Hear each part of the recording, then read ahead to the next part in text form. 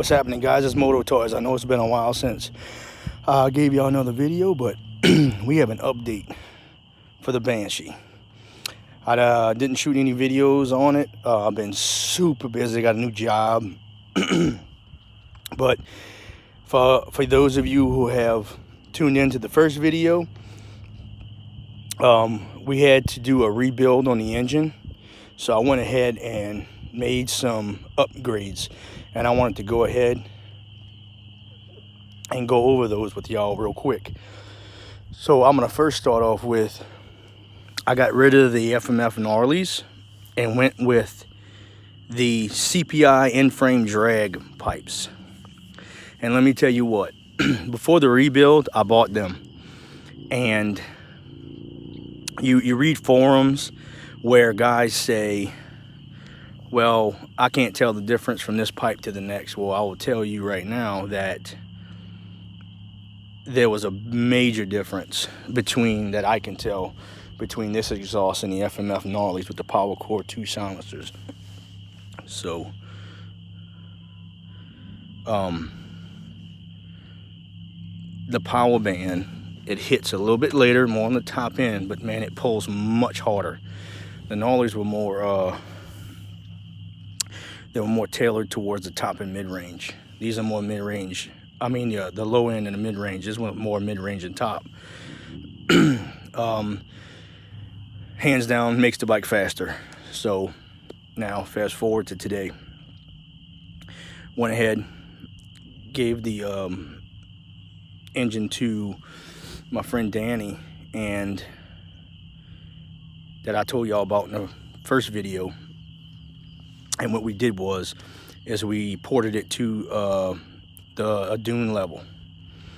So what we've done with this is we've upgraded the exhaust to the CPI in-frame drag pipes. I have changed, this is PWK 34mm carbs. I went from the 26 to the 34s. I had the I had dual K&Ns, so I thought to myself, well, since I already went ahead and went to the dark side and went to the CPIs, I might as well go to uni filters. So I got dual unis. Let me go ahead and take this off so y'all can get an idea what it looks like. There's the dual unis, and there's the fuel lines. So I will tell you with these,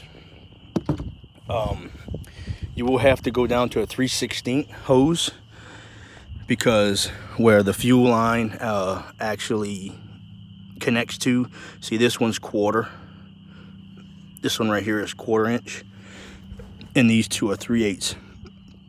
And at first we thought we was gonna have an issue with the way I ran it, but we have no fuel line issue.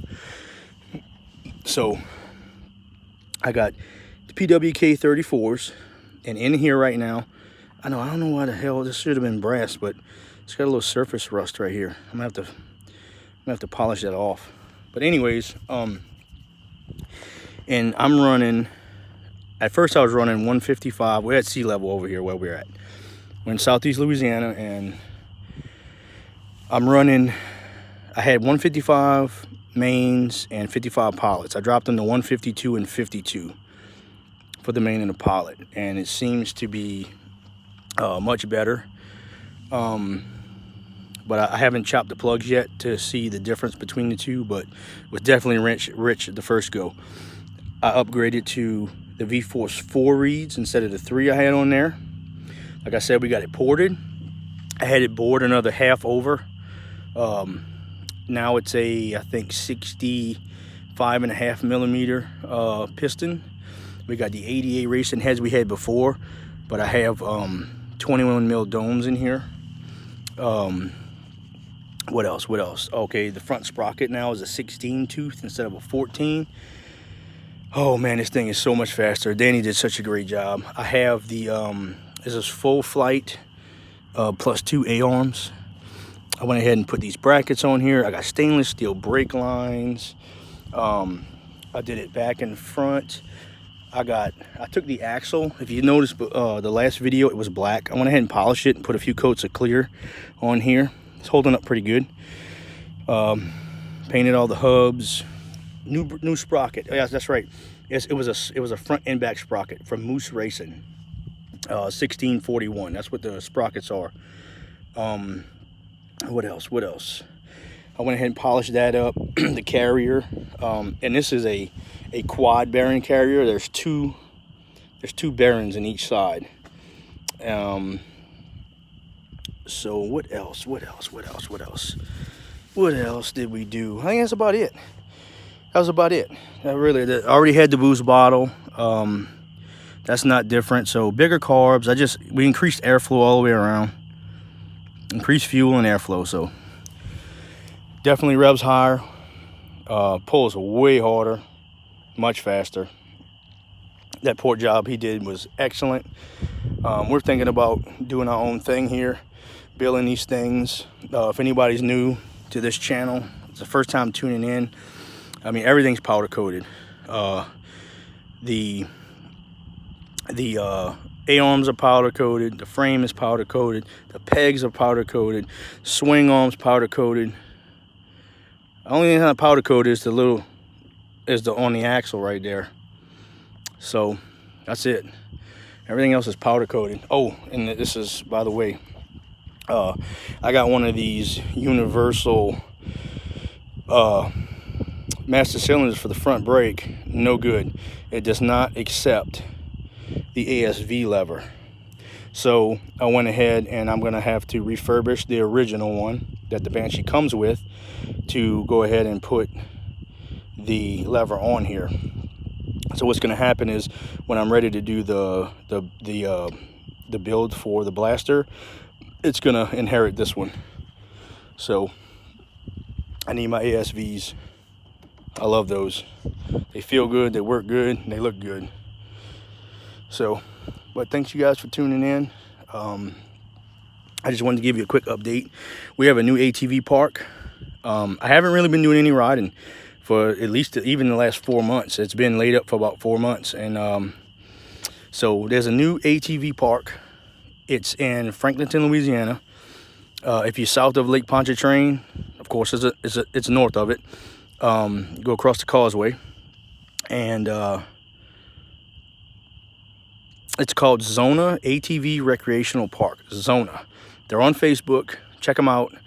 They have a calendar where they got some events coming up, and we're gonna definitely head out there, me and a few guys. And I see my friend Danny's got some projects right now. He's got several Banshees he's building, and keep y'all posted on that. But she is awesome. Let me go ahead and run her for y'all real quick.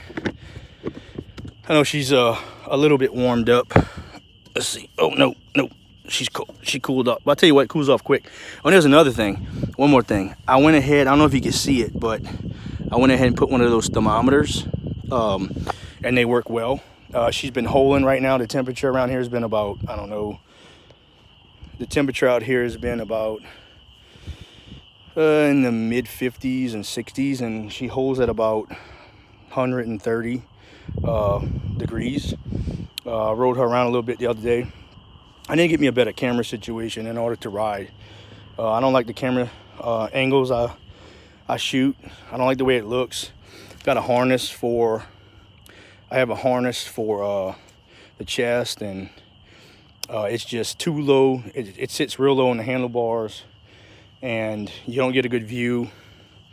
I have an idea from a guy called Trail Blogger to go ahead and put a camera mounted on the visor of my helmet. So I'm gonna go ahead and give that a shot to get better angles of riding. I got several friends with Banshees, and I got one with a 400EX. Yeah, he wanted to actually race me the other day.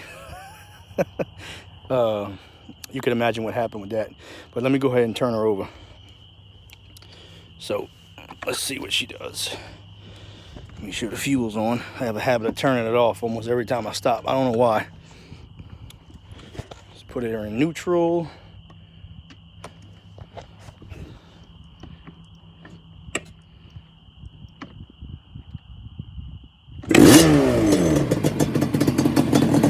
She idles great.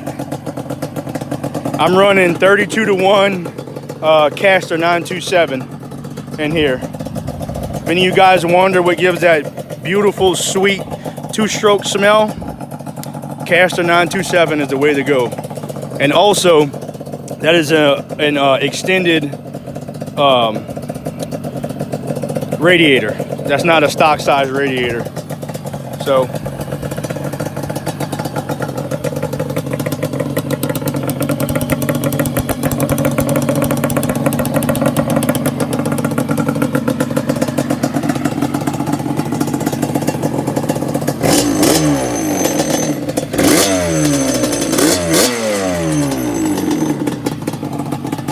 these CPIs sound amazing compared to the FMF.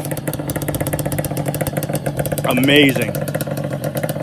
So glad I got them. I actually bought them from my friend Danny. He sold them to me for 350 bucks. Such a nice guy.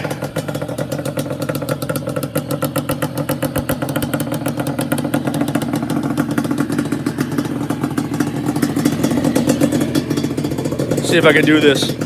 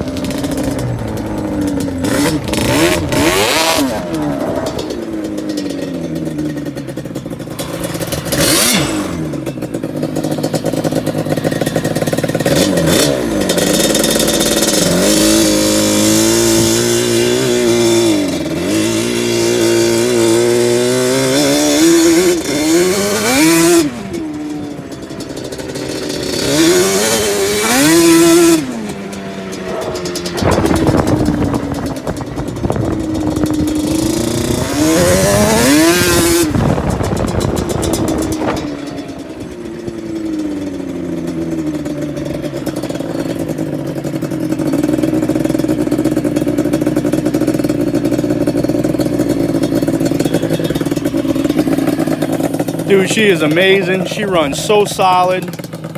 I mean, I doubt that the carbs are 100%, you know, tuned. They are definitely synced, but I think she's a little still on the rich side, but that's okay coming into the summertime. So, with the hot humidity that we have down here, she'll demand more fuel anyway, so it might actually be okay because she's running really good. So we think we're going to keep her that way for now. So I hope you got some good shots. I don't know how much it was bouncing, but definitely more videos to come, especially now that we have an awesome place to ride that's only about an hour out from where we live. So hopefully I can shoot some more videos soon of other guys, other bikes. So thanks for tuning in. Moto Toys out.